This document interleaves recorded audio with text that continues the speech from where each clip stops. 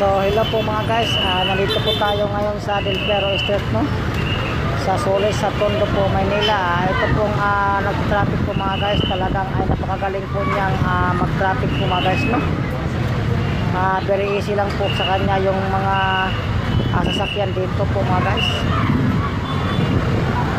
Ayan po, talagang napaayos niya po ang mga traffic dito mga guys, no? Kasi ito po mga guys ay kantong-kanto po ng Del Perro Street po mga guys.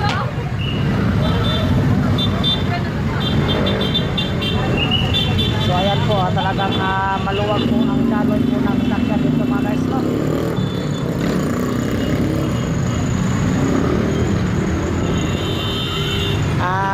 Siya po ay nadaanan ko po siya nung nakarang araw po mga guys, no? Talagang maganda po ang kanyang performance po mga guys, no?